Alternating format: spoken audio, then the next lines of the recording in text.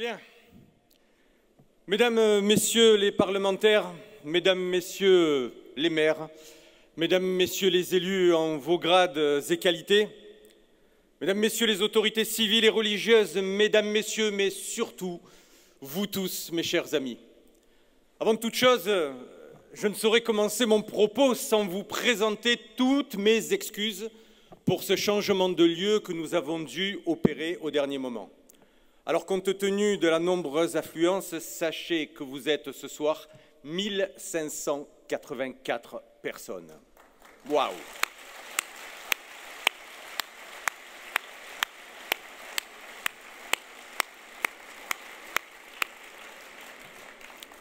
Alors, il était hors de question pour moi de laisser les 2/3 du public en dehors de la salle de la chaudronnerie, soit dans les couloirs devant les écrans, soit sous un mauvais chapiteau, car vu le nombre, même la salle Paul Éluard n'aurait pas pu vous accueillir. Alors c'est la raison pour laquelle j'ai demandé à mes équipes d'organiser rapidement une solution de repli sous cette halle à bois. Alors c'est vrai, je leur avais demandé d'habiller et de décorer cet espace de la manière la plus chaleureuse possible afin d'y retrouver le côté convivial que nous aurions eu à la chaudronnerie. Mais là aussi, la dure réalité nous a rattrapés. Car il m'a été présenté un devis, tenez-vous bien, de 70 000 € pour bien faire les choses. Alors je vous le dis tout de go, mon discours ne vaut certainement pas 70 000 €. Alors nous nous sommes contentés de cette petite décoration un peu rudimentaire, mais qui, j'en suis sûr, fera largement l'affaire pour que nous puissions passer tous ensemble un moment pour le moins sympathique. Encore une fois, mes plus sincères excuses pour ce changement soudain. Mais je veux donc vous exprimer dans un premier temps toute ma fierté d'être présent ce soir en ces lieux pour le moins originaux en tant que maire de La Ciotat. Fierté tout d'abord car vous êtes ici nombreux. Sachez que votre présence est pour moi une très belle marque de reconnaissance et vraiment, je tiens à vous remercier à tous du fond du cœur. Fierté ensuite et surtout quant au fait qu'il m'ait donné l'occasion pour la première fois de vous parler en profondeur de cette ville si chère à nos cœurs. De l'attention que nous lui donnons à l'ambition que nous lui portons, j'irai droit au but et n'emprunterai aucun chemin sinueux pour vous présenter mon objectif, ma feuille de route, bref, ma vision pour cette ville. Et je vous le garantis, mesdames, messieurs, nous allons parler vrai. Et si on appelle ça un discours de politique générale, c'est vrai, même si je n'aime pas trop le terme, car il peut paraître imprécis, mais cela reste une séquence importante pour moi et pour vous, car oui, il s'agit avant tout de politique au sens noble du terme et qui tient compte de tous les acteurs, de toutes les composantes et surtout d'un véritable projet. Quel défi, en effet, mes chers amis, que celui de s'inscrire dans une forme de continuité tout en fixant un nouveau cap, en ambitionnant une La Ciotat nouvelle, mais un défi qui sera relevé, je vous le garantis. Permettez-moi, en préambule, et par politesse surtout, de me présenter, car j'ai conscience que certains connaissent peut-être mon nom, m'identifient peut-être aussi visuellement, enfin du moins je l'espère, mais sans doute peu me connaissent véritablement, et c'est bien normal. Alors j'ai 40 années, je suis un enfant d'une mère d'origine arménienne née à Marseille et d'un père, lui, né à Chalon-sur-Saône. Des parents que j'ai la chance d'avoir encore à mes côtés. Je suis divorcé, j'ai un fils de presque 12 ans que certains ont dû apercevoir car il m'accompagne assez souvent. J'essaye autant que faire se peut de l'ouvrir aux valeurs républicaines que l'homme politique dans son essence même est censé cultiver au quotidien. C'est en tout cas, mesdames, messieurs, l'un des aspects auxquels je suis particulièrement attaché. J'ai donc une vie active, plutôt bien remplis, et ceux qui ont encore des jeunes adolescents à la maison, et c'est le cas pour bon nombre de Ciotadins, savent naturellement de quoi je parle. Depuis de nombreuses années, mesdames, messieurs, j'ai baigné dans l'univers du politique. Passionné par la chose publique, jusqu'à récemment d'ailleurs, j'exerçais en tant que directeur de cabinet, pas très loin d'ici, dans le Var. Et puis, une rencontre a tout changé.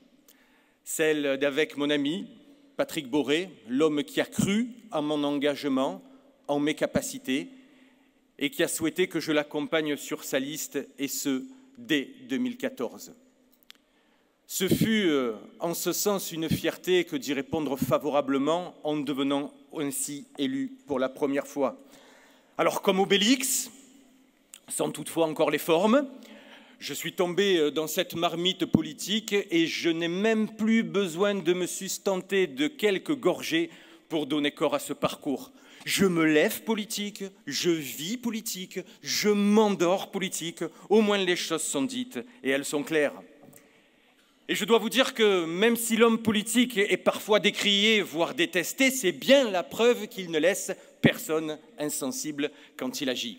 Bien ou mal, les élus font en France et sont en nombre de 500 000, tout mandat confondu. Ils travaillent au quotidien, au respect de l'intérêt général, de leur territoire, qu'il soit rural ou urbain, des maires, des conseillers régionaux, des conseillers départementaux, des conseillers métropolitains, des conseillers municipaux, tout cela forme la puissance publique active, à la fois proche des administrés et inquiète de leur devenir. D'ailleurs, que reste-t-il de ce nouveau temps recherché depuis 2017? Difficile à dire, tant le monde est désormais en perpétuel changement et qu'il faut avoir conscience de la vitesse à laquelle s'opère cette transformation de la société. Personnellement, mes chers amis, j'ai en tête deux exemples de professionnels de la politique locale qui réussissent à nous hisser vers le haut. Vous les connaissez, ce sont Renaud Muselier et Martine Vassal. Je vous remercie de bien vouloir les applaudir pour tout ce qu'ils apportent à la Ciotat.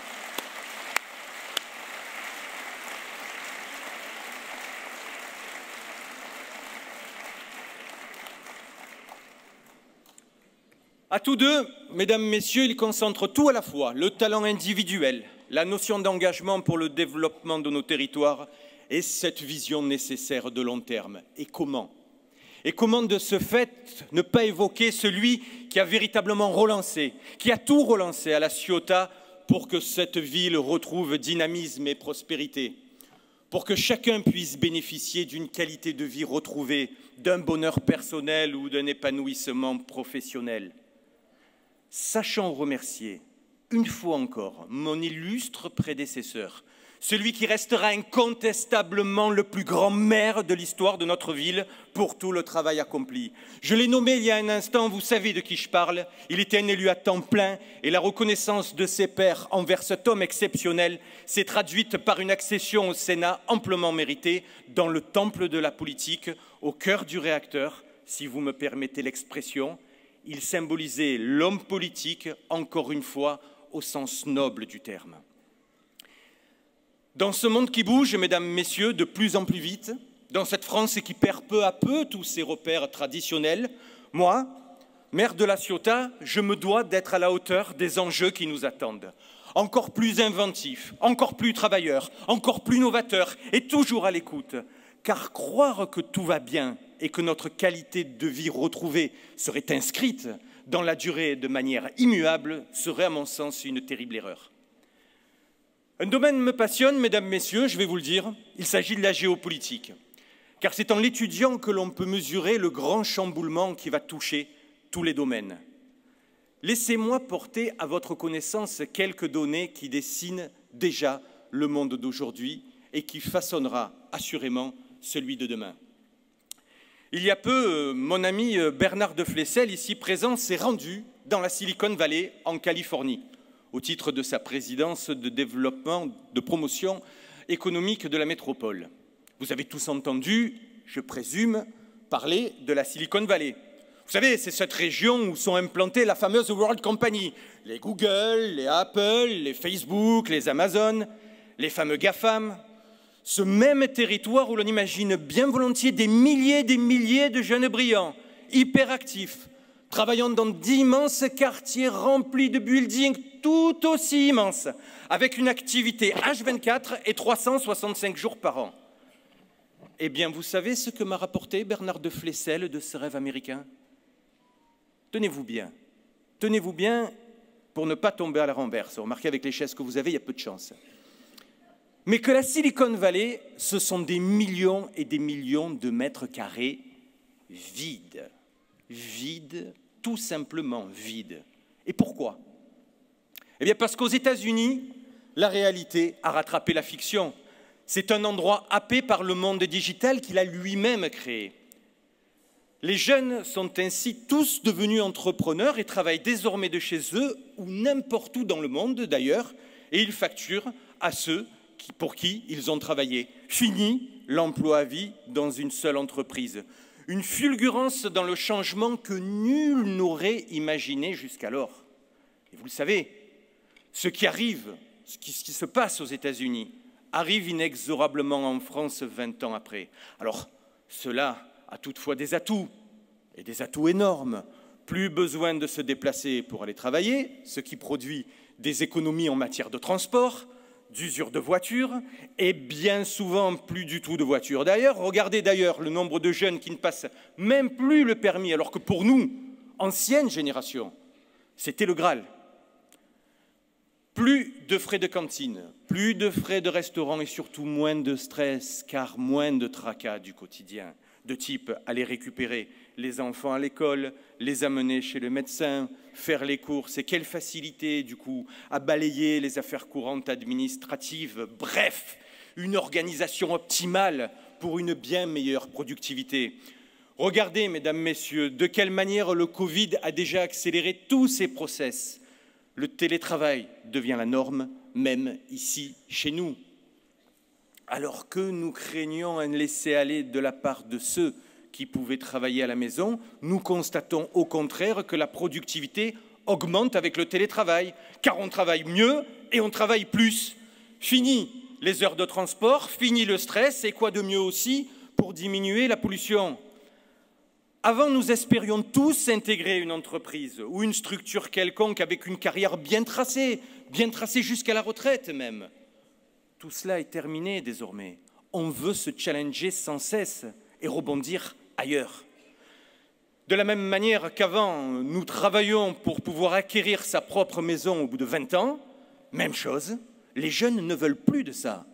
Ils nous disent « Moi, je ne vais pas m'enchaîner 20 ans à payer un crédit. Je préfère vivre et rester locataire, au moins je profite, je voyage, je vais où je veux, je vais quand je veux, et surtout, c'est ma vie. » Alors que les choses soient claires entre nous, mes chers amis, je ne juge surtout pas.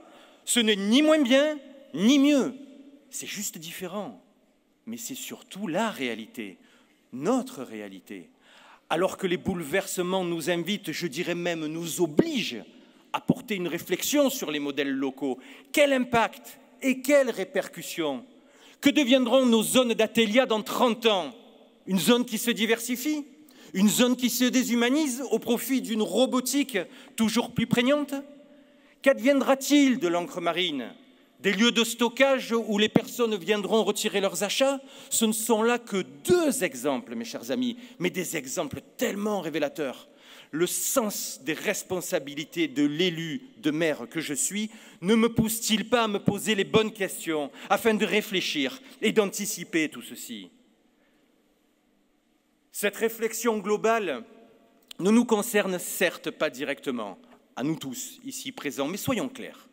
Il est indispensable que nous la portions pour nos générations futures, car c'est de la Ciotat de nos enfants dont il s'agit, du La Ciotat dans 30 ans, dans 40 ans, dans 50 ans, car demain, quoi que l'on vous dise, c'est bien l'algorithme qui gérera nos vies, et c'est déjà le cas d'ailleurs. Regardez l'intelligence artificielle. Il suffit de télécharger gratuitement l'application ChatGPT et vous lui demandez n'importe quoi. La réponse est immédiate. Et nous en sommes alors qu'aux prémices. Autre exemple, regardez les radiologues, pourtant une élite de la médecine. Beaucoup s'aventurent désormais à dire que c'est une profession qui va considérablement changer dans les années à venir, et peut-être même disparaître. Pourquoi? Eh bien c'est simple. Si vous prenez 100 radiologues qui vont lire chacun une radio, leur temps de lecture et le pourcentage de réussite dans la détection et l'interprétation d'une anomalie sont désormais beaucoup moins performants que ceux faits par les scanners à l'intelligence artificielle. Donc demain, qui sera le gagnant, si l'on peut dire? Le radiologue qui a fait ses 15 années d'études ou l'ingénieur qui aura fabriqué l'algorithme qui analyse les radios? Un scanner intelligent, qui plus est, jamais malade et toujours opérationnel. Alors vaste question, mais cela remettra en cause aussi tout le système et tout notre système de santé. Dans une logique similaire, le site naval de La Ciotat pourrait être également concerné. Savez-vous que du côté du Moyen-Orient, on se penche fortement sur les enjeux du yachting et le potentiel lié à l'installation d'équipements équivalents à ceux de La Ciotat? Et qu'une fois de plus, La Ciotat risque de se retrouver confrontée à une concurrence féroce. On a fermé les chantiers une fois dans notre commune. Ce fut un drame pour toute une communauté. Alors souvenons-nous bien de cela et ne prenons jamais comme acquis les formidables résultats enregistrés ces dernières années. Nous allons continuer à investir le site naval et travailler nos dossiers encore et toujours. Je vous donne ma parole, mesdames, messieurs, que nous ne les fermerons pas une deuxième fois. Quoi qu'il arrive, je m'en porte garant.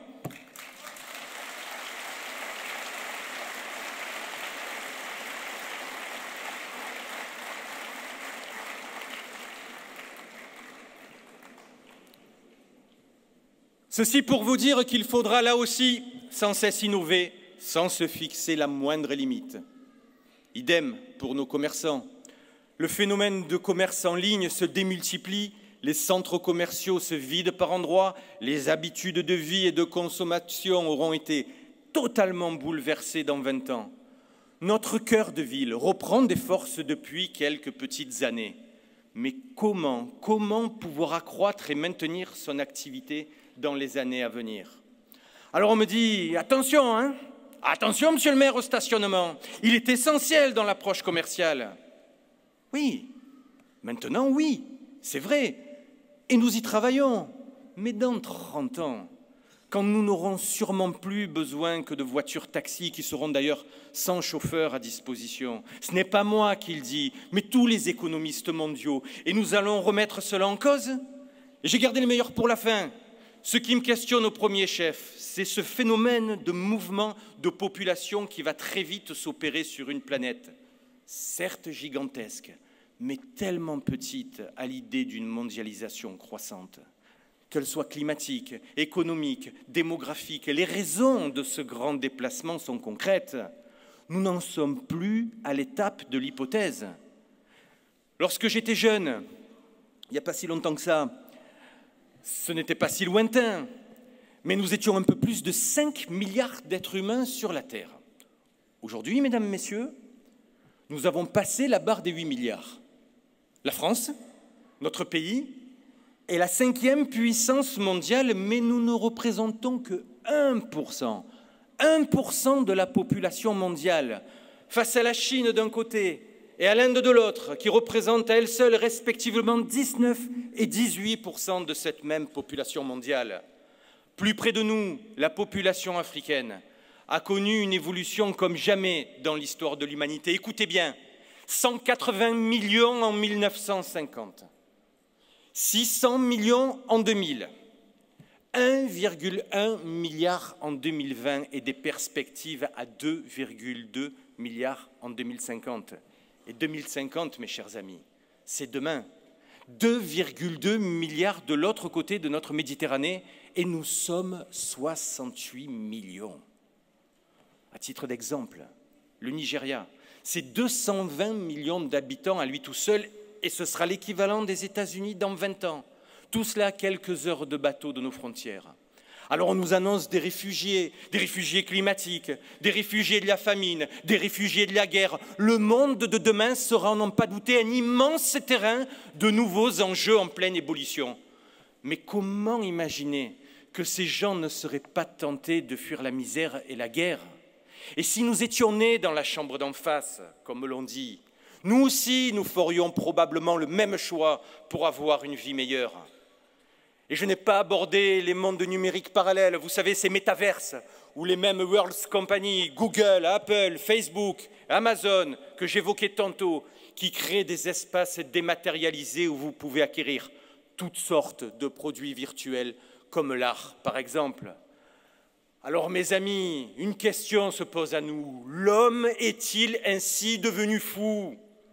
Non, je ne le crois pas, et je dirais même pas du tout. L'homme reste tout simplement dans sa logique de quête incessante de nouveaux mondes, de nouveaux modes, de nouveaux modèles. L'homme utilise ce que ce monde moderne lui met à sa disposition. Il se nourrit de ça, car il en a besoin pour se réinventer tout le temps. Des génies tels qu'Einstein, Gagarine, Oppenheimer, Colomb, De Gama, Vespucci, Goddard, l'inventeur de la fusée, l'avaient en leur temps très bien compris. Alors vous êtes en train de vous dire, certainement, et vous n'auriez pas tort, mais qu'est-ce qu'il est en train de nous dire, ce petit maire de La Ciotat? Qu'est-ce qu'il est en train de nous raconter, là? Vous avez raison, vous avez raison, mais croyez-moi, pour pouvoir continuer à donner du bonheur, de la joie, pour pouvoir continuer à donner une qualité de vie pour nos enfants, il faut avoir une réflexion extrêmement moderne dans ce monde en pleine évolution. Croire que nous préserverons notre avenir uniquement car nous sommes ciotadins est une erreur, à mon sens, d'appréciation fondamentale. Ce que je veux vous dire, c'est simple, mes chers amis. La Ciotat doit s'inscrire dans ce grand mouvement. Je veux que cette ville qui a montré tant de fois par le passé, même récemment, qu'elle était avant-gardiste, continue sur cette même lancée. Je ne veux pas qu'elle décroche face à toutes ces avancées, ni qu'elle reste sur le bord du chemin de cette grande évolution. Je tenais à vous dire que vous pouvez compter sur moi, vous pouvez compter sur toute l'équipe, vous pouvez compter sur tous les élus, sur tous les administratifs, sur nos chefs d'entreprise, sur nos commerçants, sur nos CIQ, sur nos associations, sur notre jeunesse, sur nos aînés. Oui, tous ensemble, nous saurons trouver les voies de la prospérité et du maintien de la qualité de vie. C'est ce que je souhaite, c'est impulser cette nouvelle dynamique de réflexion et de conscience collective. Car encore une fois, c'est permettre à notre jeunesse d'envisager la vie de demain avec plus de sérénité. Car le reste du monde va trop vite pour que nous nous endormions sur nos propres lauriers. Mes chers amis, je conçois le rôle de maire comme étant à double niveau. Premièrement, les deux pieds sur le terrain pour répondre aux exigences du quotidien, même si le terrain est parfois miné. Il l'est. Le deuxième, le cerveau connecté pour pouvoir tracer le cap et envisager l'avenir de La Ciotat à 20 ou 30 ans. Dans l'immédiat, je fais de la proximité ma toute première priorité. Aller à la rencontre des ciotadins et des ciotadaines, les écouter, prendre la mesure de leurs points de vue et leurs attentes. J'ai besoin, mesdames, messieurs, de sentir. J'ai besoin de toucher pour y croire. Et c'est en ce sens que vos remarques, vos appréciations, vos coups de gueule sont le sel de mon travail et la force de mon engagement. Ils font partie aussi de mon apprentissage, de cet apprentissage. Car il faut le dire, je suis un nouveau maire et j'ai besoin de me construire avec vous. Et c'est bien là l'essentiel.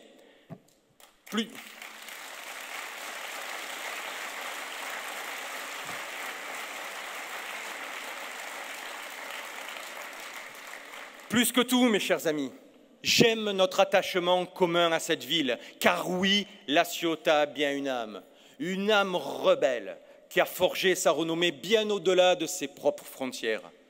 La chaleur qui se dégage naturellement de cette ville et de sa population n'empêche pas cet esprit de combat et de révolte quand la situation l'exige. Nous sommes prêts à tout, surtout lorsqu'il s'agit de défendre les intérêts de notre ville. Et ce n'est pas près de s'arrêter. Alors, comme vous pouvez l'imaginer, prendre la tête d'une telle communauté de destin au sang chaud, au caractère indocile, ne peut que me remplir de joie et d'impatience d'avancer, et nous avancerons tous ensemble. Je parlais de proximité. Il faut être là au quotidien et s'occuper de tous ces petits tracas qui enquiquinent la ville. Oui, ça va du poteau cassé au robinet qui fuit dans une école, de la porte du gymnase que l'on ne peut plus fermer à un trou dans la chaussée ou à un arbre non élagué, bref, une multitude de choses qui agacent et qui laisseraient à penser à une certaine forme d'oisiveté dans la gestion du quotidien. Je ne le veux pas. Je veux que l'on soit réactif. Même si beaucoup a été fait à ce niveau-là, nous allons encore aller plus loin. J'ai demandé à ce titre à l'administration de renforcer les moyens pour mettre en place une brigade volante qui pourra, en dehors de tout ce qui est programmé et voté, intervenir sur tous ces petits dysfonctionnements, les vôtres, mesdames, messieurs. Mais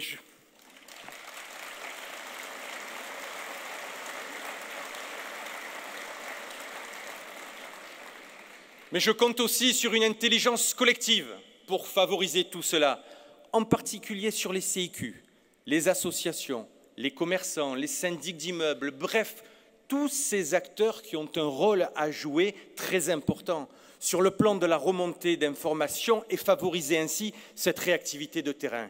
Et je veillerai à ce que nous soyons présents à tous les instants dans ce domaine-là.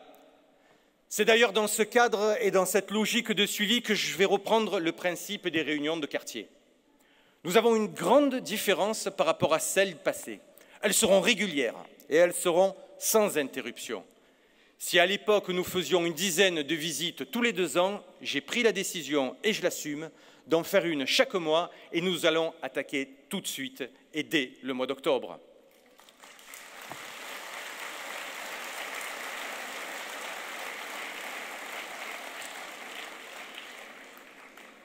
Ces moments de rencontre, mes chers amis, nous permettront de faire le point, tant sur les enjeux de proximité que sur les grandes orientations comme l'économie, l'aménagement, l'environnement, le social, l'éducation, la culture, le sport, la politique de la ville. Et l'objectif de cette politique, de notre politique avec les élus de proximité, est très simple. Elle se résume en 3 mots, obligation de résultat. Et c'est bien le minimum que l'on vous doit. Et cette politique d'exigence, je la conduirai dans tous les domaines, en particulier sur la sécurité. Là aussi, nous allons reprendre beaucoup de choses. Les efforts ont été certes colossaux. En 2001, c'était 9 agents de police municipale et des voitures 4L avec des annuaires sous les fauteuils. Les temps ont un peu changé. Aujourd'hui, c'est une 50aine de policiers municipaux pour pallier aussi, je dois le dire, les carences de l'État en matière de sécurité. Je veux tout le monde sur le terrain, tout le monde à faire le travail de sécurité auquel chaque citoyen ciotadin a droit. Fini donc les tâches administratives qui seront désormais assurées en totalité par des profils administratifs et non par des policiers municipaux. Je vois trop souvent des agents contraints de gérer de la paperasse et donc moins présents, du coup, sur le terrain. Là aussi, croyez-moi, les choses vont changer.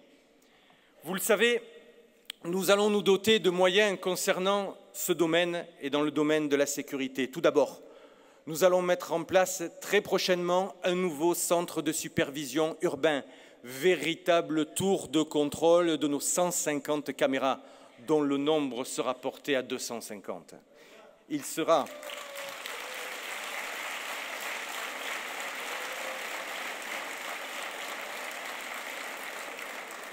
sera situé en bas, juste là, en bas de l'hôtel de ville, dans les locaux de l'ancien Crédit Agricole, et il offrira ainsi un service moderne pour traquer la petite délinquance, à la différence d'autres bien-pensants qui prônent la suppression pure et simple des caméras, car on intenterait, soi-disant, à une certaine liberté. Eh bien moi, je suis pour plus d'hommes, plus de caméras, plus de réactivité.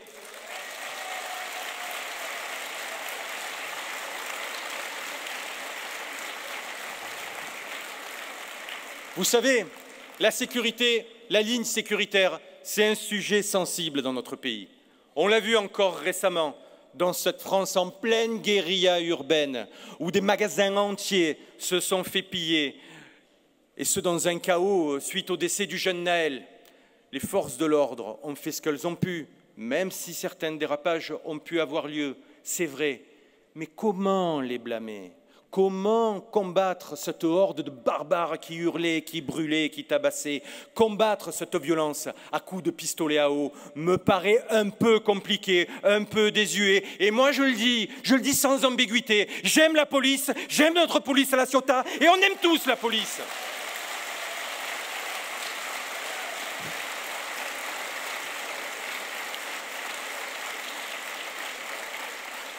Mais ce qui est plus choquant encore, mes chers amis, c'est ce même pays d'où personne ne bouge lorsqu'un enfant de 10 ans ou une jeune fille dans son appartement se font abattre quelque temps après par des dealers à coups de Kalachnikov.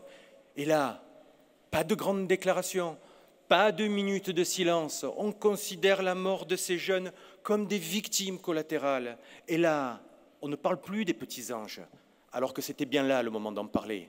Alors il y a des pour, il y a des contre, il y a ceux qui condamnent les violences et ceux qui veulent les justifier. Moi, je ne sais qu'une seule chose de La Ciotat à La Ciotat, je ne veux jamais ça.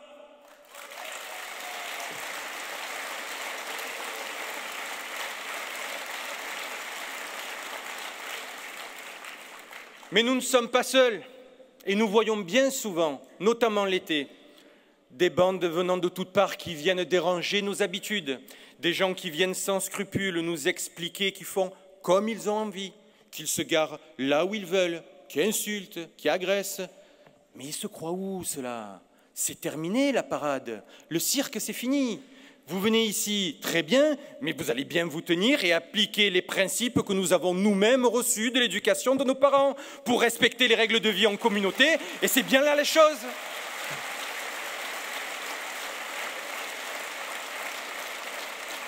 Alors oui, je vais continuer à développer et à armer notre police. Oui, je vais multiplier les efforts et interpeller l'État si les choses n'avancent pas. Ces désordres-là, ça suffit. Comment supporter que les ciotadins qui me croisent dans la rue me disent « Monsieur le maire, on ne va pas à la plage, ou du moins que le matin, parce qu'après on ne peut plus, on a peur ». Non, mais c'est incroyable. Et ça n'arrivera plus, parce qu'à nous, les politiques, de prendre nos responsabilités, à vous, la police et la justice, de faire respecter la loi, à nous tous, ensemble, de faire le nécessaire pour que nous vivions bien dans notre commune.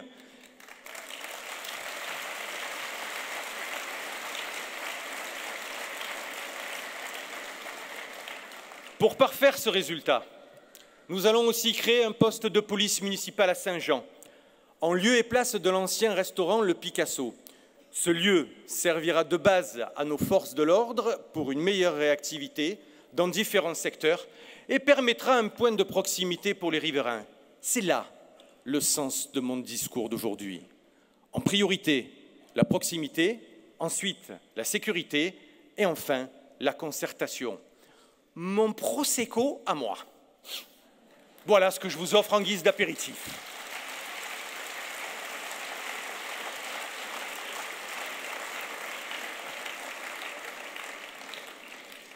Et puis, il y a tous ces grands dossiers d'aménagement. Alors, vous me connaissez peut-être un peu maintenant, je ne vais pas passer par 4 chemins pour vous avouer une chose.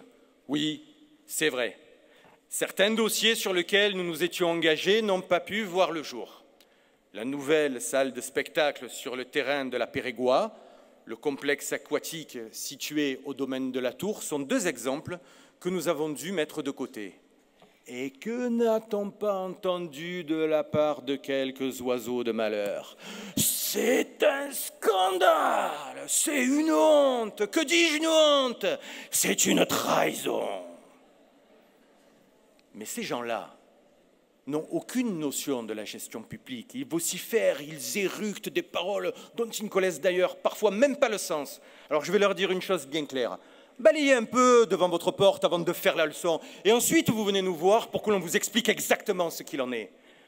Le Covid, la guerre en Europe, avec leur lot de crises, crise de l'énergie, crise des taux d'intérêt, crise d'inflation, régression. Et vous voulez qu'avec tout cela, on ne se pose pas des questions pour réfléchir à la façon de maintenir une gestion saine et en réorientant notre projet ?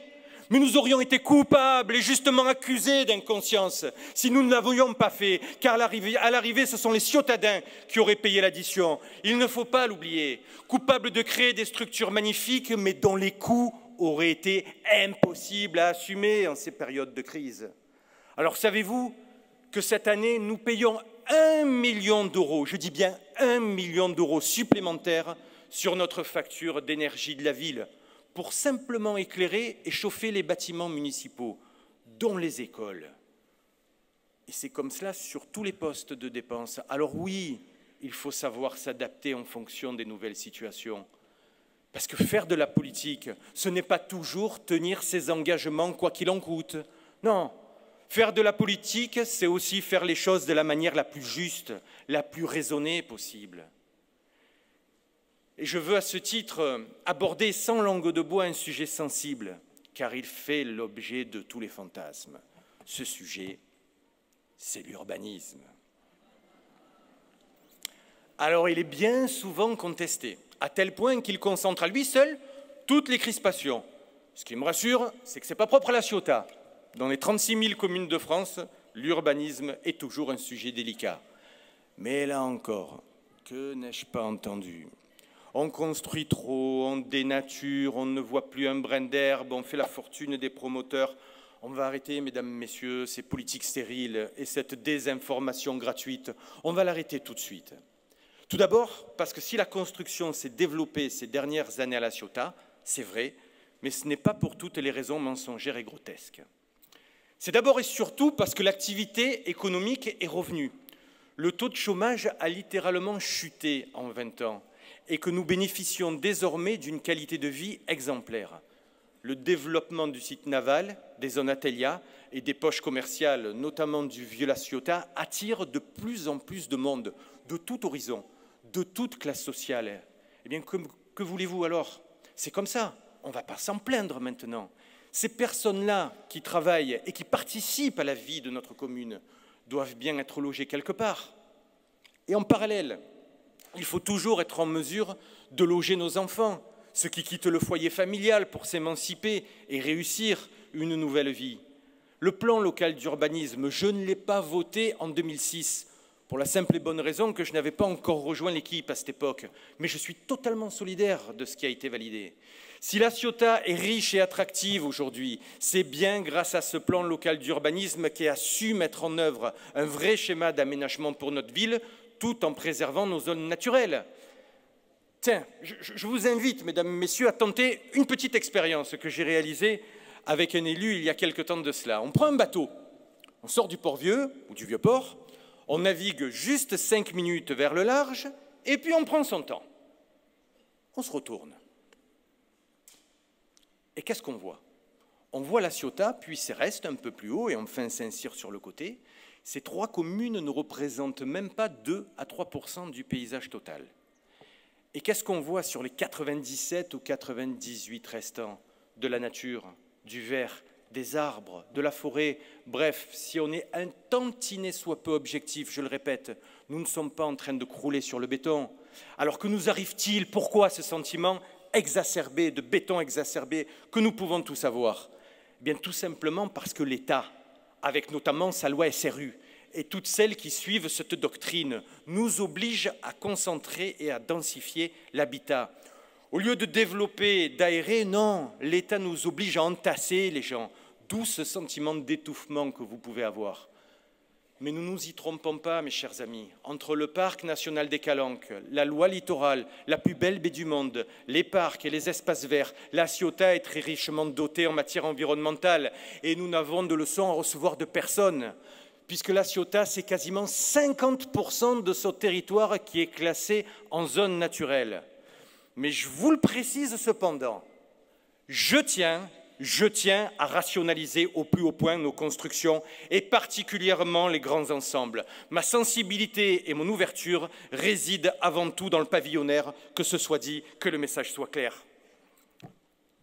Mais la question depuis quelque temps, c'est de maintenir ou pas l'objectif de 40 000 habitants fixé en 2006. Alors là aussi, grand débat entre non, il faut 38 000 habitants. Non, il faut 38 000. Non, les contradicteurs disent plutôt 39. Je pense qu'à 39, c'est mieux. Les autres contradicteurs disent non, 35. Surtout ne pas bouger de 35. Bref, Chacun y va de sa plume, chacun y va de sa verve, c'est bien, ça fait parler tout le monde, sans que cela ne repose sur quelque référence que ce soit. Je vous le dis, je ne sais pas, moi, s'il faut passer de 36 000 aujourd'hui à 38, 39 ou même 40 demain, ou même dans combien de temps. D'ailleurs, si on y regarde de plus près, nous ne sommes pas plus bien nombreux que ce que nous étions en 2001. Et c'est très bien comme ça. Et il faut même que ça reste comme ça, à mon avis. Parce que pour mémoire, en 2001, nous étions 32 000 et nous sommes approximativement 36 000 aujourd'hui. C'est bien la preuve que c'est plus compliqué que ce que l'on peut penser et que l'on baigne dans le pur fantasme quand on aborde ces sujets avec légèreté. Ce que je sais en revanche, c'est que je vais modifier mon logiciel de réflexion. Mon objectif, il est simple, mesdames, messieurs, faire la Ciotat belle, en portant une réflexion poussée, en tenant compte à la fois des enjeux liés à la construction et à celle de la mobilité qui est sous-jacente. C'est à partir de cette méthode, axe par axe, rue par rue, que nous retiendrons les potentialités en la matière. Et ça passe notamment par le réaménagement des axes importants de la ville, comme le bord de mer, l'ancienne route de Marseille, baptisée Subilia, la voie qui monte vers Céreste, ainsi que celle qui mène à Saint-Cyr. Ce travail, mesdames, messieurs, nous le ferons ensemble. Nous le ferons ensemble puisque, comme je m'y étais engagé, je me déplacerai chaque mois, accompagné de mon équipe, accompagné des élus, dans un quartier de la ville. Sur le plan du logement, toujours, on nous demande sans cesse de construire des logements sociaux. C'est l'État qui nous le demande. À ce sujet, la Ciotat est quand même bonne élève, car elle répond globalement au taux obligatoire des 25% de logement social dans une ville. Alors que nous faisons notre part de chemin en matière de construction, voilà que des administratifs de la préfecture nous imposent des candidats DALO, DALO, hein, pas DALO la ville, hein. Non originaires donc de la Ciotat, dans ces nouvelles constructions, des candidats venant de je ne sais où, et qu'aucune ville ne veut sur son territoire dans bien souvent des cas. Voilà, bienvenue dans ce que j'appelle le monde à l'envers. On ne devrait rien imposer à un maire dans sa commune en matière d'affectation de logements sociaux, de qui que ce soit et d'où que ça vienne, l'État ou d'ailleurs. Car si c'est à la Ciotat, nous faisons nos efforts, il est bien normal que la partie sociale, ce soit avant tout les nôtres qui en bénéficient de ces efforts, et pas uniquement le département ou ailleurs.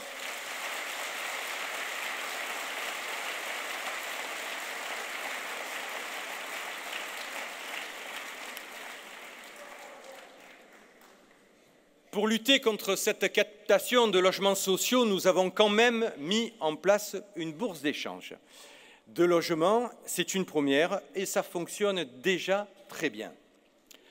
Et puis il y a la mobilité, je vous en parlais. Un volet, là encore, de la politique d'aménagement qui est fortement corrélé à l'urbanisme dans l'inconscient collectif. Bien souvent, lorsque les gens sont pris dans les embouteillages, le premier réflexe, c'est de penser « Eh bien, s'il y avait moins de construction, on n'en serait pas là ».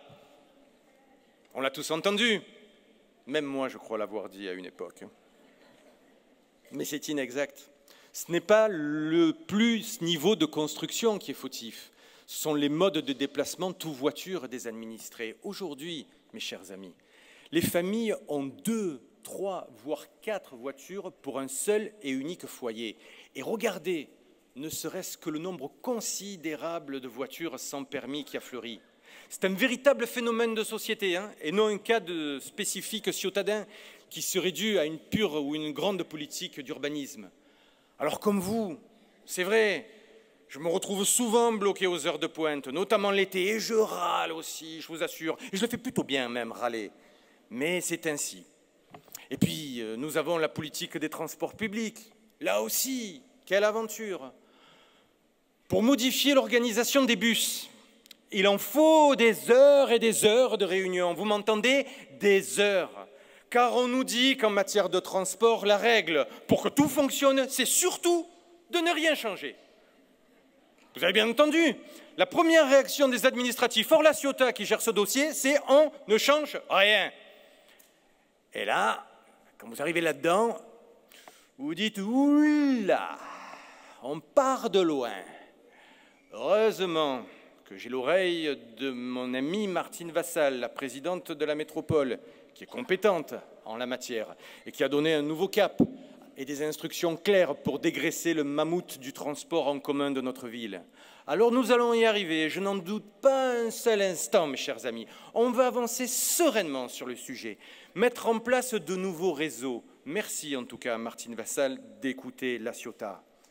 Et en parallèle, il y a le pôle de mobilité que nous souhaitons mettre en place, véritable point névralgique du réseau de transport en commun. Nous avons décidé de positionner et de le positionner sur l'avenue du Caporal de Ruy. La ville a donc demandé à la métropole d'acheter un terrain appartenant à un promoteur qui voulait en faire un immeuble. Actuellement, à l'étude par les services des domaines, le dossier est en cours. Je veux qu'on le sorte rapidement, car il en va de l'optimisation globale des déplacements des transports en commun de notre ville. Et toujours sur le plan de la mobilité, ou plus précisément du stationnement, car tout cela est intimement lié. On va prendre un autre cas ô combien sensible, celui de notre cœur de ville. Deux logiques s'affrontent.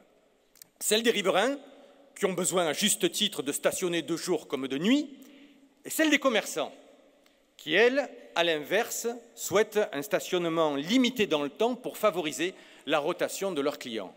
Alors, idem concernant les autres secteurs de la ville sur lesquels nous avons des besoins divergents entre les riverains de chaque quartier, les poches commerciales ou encore les touristes qui, au passage, ne viennent pas que l'été, mais tous les week-ends de l'année. Un plan de stationnement avait été pensé par nos techniciens l'an passé, mais visiblement, il faut bien l'avouer, ça n'a pas été une très grande réussite. Je reconnais quand ce n'est pas bien fait. J'ai donc demandé qu'un groupe se constitue et que l'on me propose de nouvelles solutions, en y associant le président des commerçants et les présidents de CIQ. Je passe donc le message à nos équipes et aux équipes administratives d'accélérer sur ce dossier, car j'entends régler ce problème très rapidement, et ce, bien avant l'été prochain. Et pour en revenir d'ailleurs au grand dossier d'aménagement, je compte aussi demander à nos grands responsables de nous expliquer les difficultés que nous avons à les mettre en œuvre. Un exemple simple, le réaménagement de nos plages. Vaste enjeu, comme nous l'avons dit tout à l'heure. Un dossier de près de 20 millions d'euros, mesdames, messieurs, pour retrouver quiétude et sérénité dans ce secteur. Nos techniciens travaillent déjà dessus avec ceux de la métropole et les grandes administrations de l'État, DDTM, DREAL, architectes des bâtiments de France.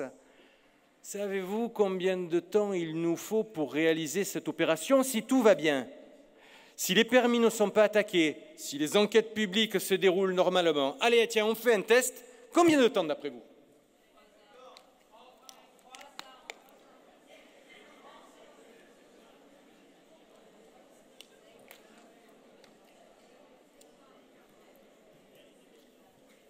Eh bien, il faut 6 années. 6 longues années. Et on ne peut pas réduire les délais administratifs parce que la loi littorale, parce que la loi trait de côte, parce que préservation du milieu marin, parce qu'érosion du littoral, parce que, eh oui. Alors moi je veux bien tout entendre, et j'y souscris pleinement d'ailleurs, quand l'environnement est important. Mais enfin 6 ans, les amis, 6 ans, c'est un mandat plein et entier pour un maire. Et ça me rappelle la phrase d'un ancien président de la République qui disait qu'en Chine, ils mettent 3 mois pour construire un hôpital pour lutter contre le Covid, et en France, on met 20 ans pour dire qu'on ne va pas faire l'aéroport de Notre-Dame-des-Landes.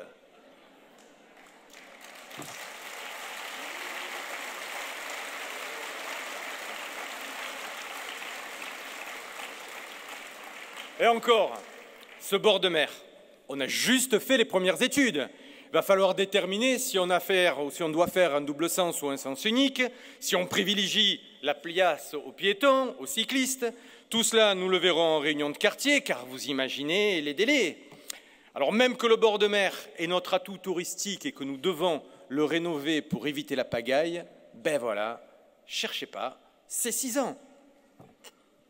Alors autre exemple, la Bastide du Mugel ou la Bastide Marin. Concernant la première, nous avons prévu 2,4 millions d'euros. Sauf qu'une nouvelle classification de la part de l'État ne permet plus les travaux prévus pour faire ce que l'on appelle un établissement recevant du public. Les fameuses ERP, pour ceux qui connaissent. Il va falloir revoir ce point du projet, parce que là encore, je suis en pleine hallucination. Sur la Bastide de Marin, même chose. Nous voulons faire un parc autour qui sera dédié au bien-être et à l'éducation alimentaire pour nos scolaires, avec tout un circuit pédagogique, le tout géré par la ville. Nous travaillons là-dessus avec toutes les forces vives du quartier, car notre projet de bâtir un jardin pédagogique agricole répondra aux besoins des habitants du quartier et de tous nos enfants. Mais si vous pouviez imaginer ne serait-ce qu'un seul instant les étapes administratives à passer, vous seriez là encore fort surpris, comme j'ai pu l'être. Troisième exemple, et non des moindres, l'île au Ronan. Alors là, c'est 20 ans. 20 ans, vous m'entendez bien, 20 ans, mes chers amis. Je sortais à peine de l'adolescence. C'est dire. 20 ans que l'on travaille dessus, avec des complexités toujours plus folles. La dernière en date, elle concerne la partie avant du bâtiment, où les travaux devaient débuter. Il y a un problème de délimitation de l'immeuble avec le voisin.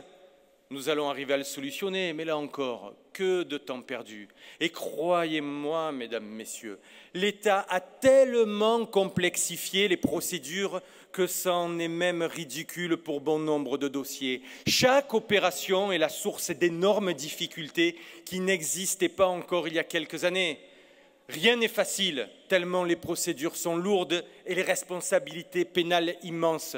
Si vous franchissez la ligne, ne serait-ce que de quelques centimètres, même si ce franchissement devait relever de l'intérêt général pur, attention, il y a toujours danger. Mais nous avançons, et peu importe ces tracasseries administratives, vous pouvez compter sur moi, vous pouvez compter sur nous, vous pouvez compter sur l'ensemble des élus pour mettre en œuvre nos projets et les faire aboutir à terme. De quoi parle-t-on alors ? Quels sont tous ces dossiers qui vont améliorer notre quotidien à court et moyen terme? Une fois le bord de mer engagé, une fois la Bastide du Mugel, une fois la Bastide de Marin, le nouveau centre de supervision urbain et le nouveau commissariat municipal de Saint-Jean-sur-les-Rails, nous avons encore beaucoup de projets en cours de réalisation. Alors à tout seigneur, tout honneur, commençons par le centre-ville de notre vieux La Ciotat. C'est un secteur, mesdames, messieurs, en pleine mutation, avec un renouveau commercial très fort. Nous allons bien évidemment continuer à aider tous ceux qui investissent dans cette reconquête. Nous allons déjà engager les travaux de l'école Louis Marin. Le désamiantage a déjà été fait et les gros travaux sont en cours de démarrage. Juste en dessous, les travaux de l'hôtel 4 étoiles. Ça y est, ils ont démarré. 8 ans cette fois, 8 ans de procédure pour cet équipement qui va tant apporter dans le renouveau de ce secteur. Et puis pour parfaire l'offre culturelle et d'animation, nous allons engager le changement d'affectation du cinéma Lumière en salle de café, concert, café, théâtre. Un vrai, grand et beau lieu de culture.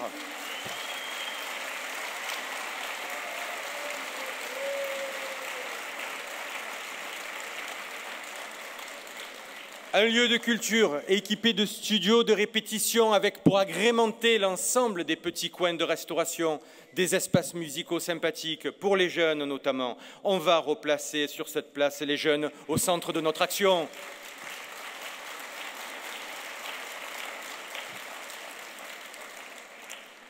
Toujours dans le domaine culturel, mes chers amis, nous allons transformer la rotonde située au début de la voie douce à l'intersection Léon Blum Mistral en un lieu d'apprentissage aux pratiques du cinéma et de l'image. Nous nous engageons totalement dans ce secteur lié au métier du cinéma, plus que porteur au demeurant en offrant à notre jeunesse ce choix de filière et pour le moins de filières intéressantes. Merci. En matière de qualité de vie, cette fois, nous allons réaliser plusieurs choses.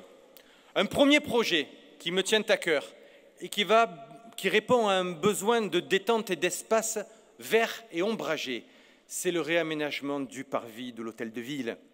Nous allons supprimer ce parking qui ne sert plus pour y créer un jardin paysager, reposant, bucolique, afin notamment d'y inclure des espaces extérieurs réservés au mariage. Nous pourrons nous marier à l'extérieur, à La Ciotat aussi.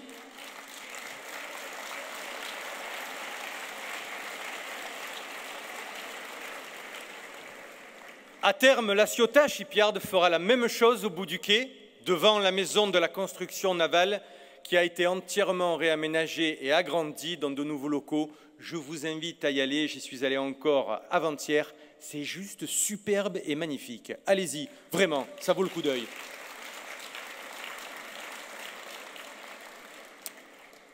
Et alors vous allez me dire, mais dites-moi, monsieur le maire, on en est où au fait du dossier des ombrières et des arbres sur le Port-Vieux? Eh bien, il avance doucement, mais sûrement. Je vais vous annoncer un petit scoop. Nous avons, à ce jour, pu obtenir un accord de principe de l'architecte des Bâtiments de France sur la possibilité d'installer 2 ombrières sous forme de brise-soleil en lamelles de bois, sous réserve qu'elles répondent en tout point aux contraintes, à la fois esthétiques et d'insertion dans le décor. Donc une, elle se situerait à la hauteur du musée, au niveau de la construction et de la structure J'aime La Ciotat, sur toute la longueur du platelage en bois, et elle mesurerait à peu près 500 mètres carrés. Elle permettrait un espace de détente entièrement ombragé, équipé de bancs avec vue sur mer. La deuxième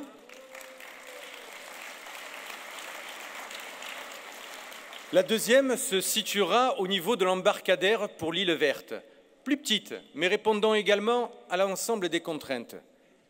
Idem pour les arbres, on y vient. L'ABF n'était pas franchement favorable à la belle époque, hein, mais à force de discussions, à force d'échanges constructifs, à force d'échanges, il se pourrait que j'ai commencé à semer quelques graines pour que des arbres réapparaissent sur le Port-Vieux, incessamment sous peu.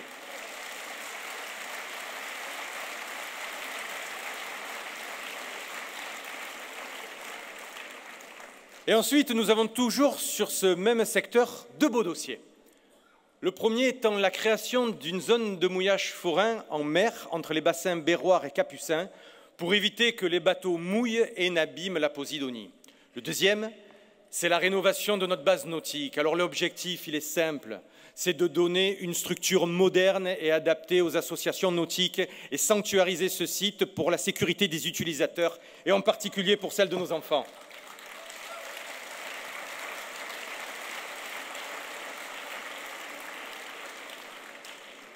En matière sportive, ensuite, 2 beaux équipements que nous allons prochainement inaugurer sont enfin à disposition du public. Ce sont nos 2 stades municipaux, Bouissou et Valentin-Magri. C'est près quand même de 10 millions d'euros qui ont été investis, hein, mesdames, messieurs, tout profil confondu, qui disposent maintenant d'infrastructures modernes et surtout aux normes. Parlons un peu piscine maintenant, là aussi. Que de mauvaise foi de la part de certains. Alors nous allons reprendre un peu tout cela. Nous avons perdu un peu de temps, mais nous en avons assez perdu. Il y a un site sur lequel nous pouvons envisager le projet de manière cohérente. C'est celui de la Périgord, là où, vous savez, était prévue justement la nouvelle salle de spectacle. Je vais rencontrer les professionnels du secteur et nous allons voir tout cela ensemble avec les élus dédiés. Je vous dirai très prochainement si c'est réalisable et combien ça coûte. Mais croyez-moi, ça sera réalisable et je serai aidé de nos partenaires pour faire une vraie piscine à La Ciotat.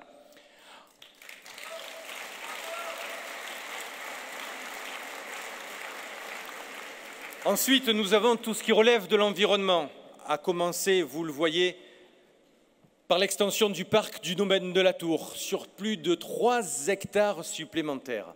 Ce sera un véritable succès, mes chers amis, avec en plus un espace consacré aux chiens.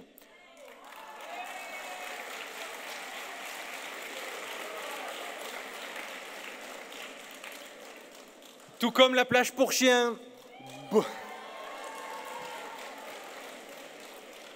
Beaucoup me la réclament, je le sais. Des endroits, on en a testé en pagaille, comme on dit chez nous. Mais ils ont toujours fait l'objet de polémiques car ils étaient, c'est vrai, inadaptés. Donc c'est décidé. La plage canine, elle sera réinstallée à hauteur du rond-point Wilson, en contrebas du carrousel, comme ce fut le cas par le passé.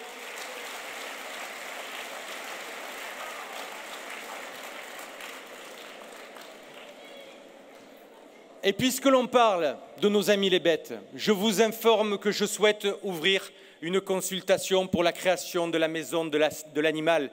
La maison de l'animal qui sera portée. Il est grand temps que La Ciotat devienne une ville plus respectueuse des animaux.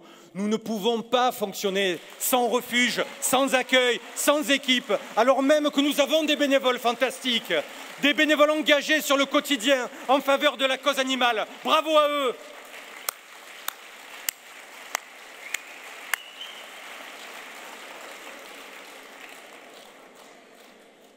Toujours en matière d'environnement et de nature, la rénovation en cours de la Villa Michel Simon, qui va devenir ni plus ni moins que la première maison du Parc national des Calanques.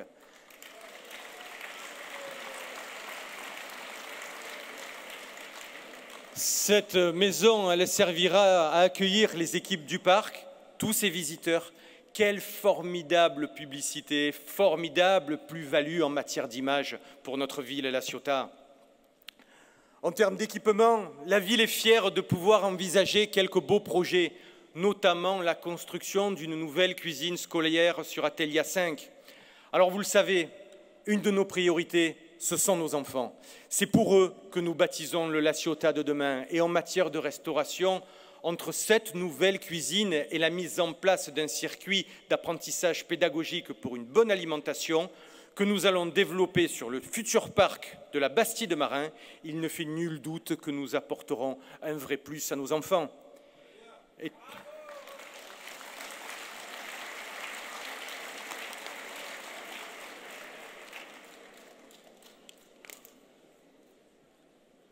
Toujours pour notre jeunesse, en complément du futur projet du bâtiment Lumière dont je vous ai parlé, nous allons rénover la maison du jumelage. Nous allons le mettre sur le site Paul Éluard pour y transférer le bureau d'information jeunesse, plus communément appelé BIGE, actuellement situé dans la maison des associations. C'est un endroit bien plus adapté, beaucoup mieux desservi en transport en commun et où l'on peut stationner gratuitement, notamment pour les fameuses voitures sans permis.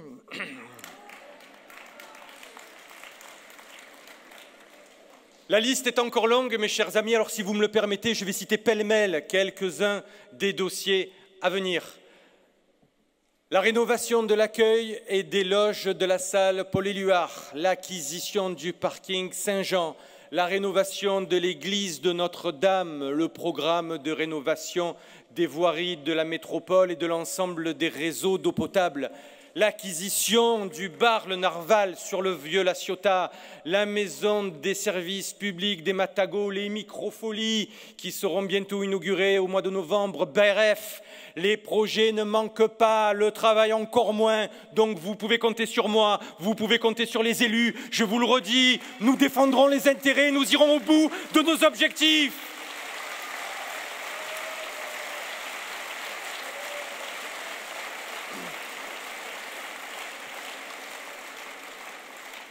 Mes chers amis, mes très chers amis, je suis parti de très loin pour tenter de vous présenter ma vision des choses et je vous prie de bien vouloir m'en excuser. C'était peut-être un peu long, mais il m'a semblé essentiel de procéder ainsi pour affirmer une ambition, notre ambition, mon ambition, celle que je porte avec les élus et en laquelle je crois fermement. Si l'on veut réussir le pari de l'avenir, tout en préservant nos acquis, si l'on veut caresser l'espoir que demain sera meilleur qu'aujourd'hui, alors il faut tenir compte de bien des paramètres et surtout être lucide sur le monde qui nous entoure. Ceux qui vous disent que tout va bien et qu'il faut tout arrêter, ou du moins faire une pause, ils se trompent, car nous ne sommes pas un village gaulois. Nous avons des atouts. Soyons forts, soyons unis, soyons audacieux, n'ayons aucune limite. Regardons Regardons si demain nos enfants auront besoin de plus d'espace, de plus d'infrastructures, et agissons. Ne croyons pas que ce que nous avons acquis jusqu'à maintenant représente une fin en soi. Il n'y a aucune limite intemporelle, aucune montagne infranchissable. N'ayons peur de rien. Soyons inventifs, soyons combatifs, soyons des faiseurs et non des contemplateurs. N'écoutons pas ceux qui veulent nous endormir, car le monde évolue vite, très vite. La vie est une compétition et la Ciotat doit se lever tous les matins dans la peau du meilleur athlète. Grâce au travail accompli depuis plus de 20 ans, nous avons tous les atouts pour nous élever encore et toujours. Alors un seul mot d'ordre, battons-nous pour notre ville et ne craignons aucune adversité.